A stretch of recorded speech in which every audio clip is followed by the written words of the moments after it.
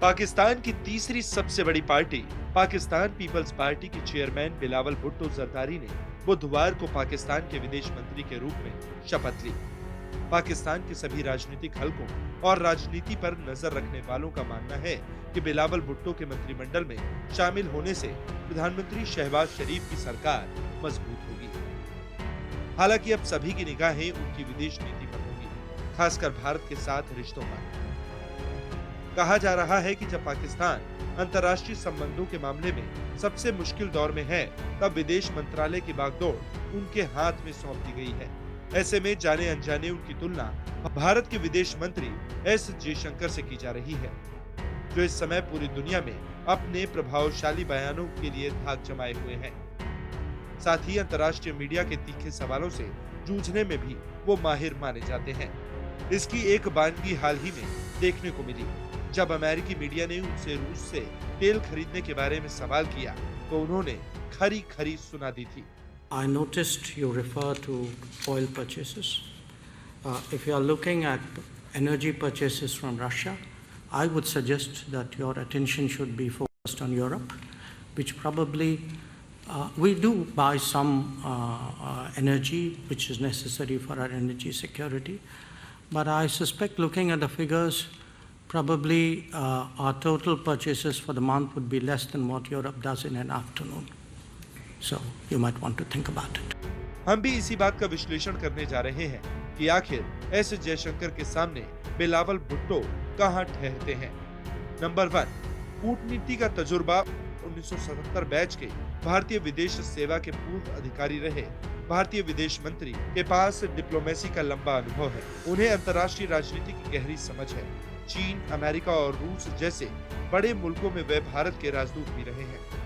जयशंकर को चीन और अमेरिका मामलों का विशेषज्ञ माना जाता है। वे जनवरी 2015 से जनवरी 2018 तक विदेश सचिव रहे हैं। तीखा बोलने वाले एस जयशंकर की पहचान एक तेज तर्रार डिप्लोमेट के तौर पर रही है, जबकि बिलावल भुट्टो डिप्लोमेसी के अनुभव के मामले में बिल्कुल खाली हाथ हैं। उनके पास इसका कोई तजुर्बा नहीं है। इस मामले में वे जयशंकर के आसपास भी नहीं ठहरते। 2009 में जब उनके पिता आसिफ अली जरदारी पाकिस्तान के राष्ट्रपति थे, बिलावल को अमेरिका, पाकिस्तान, अफगानिस्तान के एक समिट में पाकिस्तानी प्रतिनिधिमंडल का हिस्सा बनाया गया था। तब बिलावल की उम्र महज 21 साल थी। मीडिया रिपोर्ट्स के मुताबिक इस अंतर्राष्ट्रीय प्रतिनिधिमंडल के अलावा कूटनीतिक मामलों में बिलावल के पास कोई अनुभव नहीं है। नंबर 2, पारिवारिक पृष्ठभूमि। पीएम नरेंद्र मोदी की कैबिनेट में एस जयशंकर की जो पारिवारिक पृष्ठभूमि है, वह किसी मंत्री की नहीं है। उनकी पारिवारिक पृष्ठभूमि भी कूटनीति से जुड़ी है। उनके पिता सुब्रमण्यम को भारतीय कूटनीति का गुरु और भीष्म पितामह कहा जाता है। उनकी काफी प्रतिष्ठा रही है। 1951 आईएएस बैच के टॉपर थे। उन्हें देश के प्रमुख सामरिक विश्लेषकों में से एक माना जाता था। उन्हें कई सरकारों ने सम्मानित करने की कोशिश की, लेकिन उन्होंने इसे ठुकरा दिया। जयशंकर की मां सुलोचना जानी मानी तमिल विद्वान थी। इसके विपरीत बिलावल की पारिवारिक पृष्ठभूमि राजनीतिक रही है, लेकिन उनके पिता की पहचान पाकिस्तान में बहुत ही विवादित मानी जाती रही।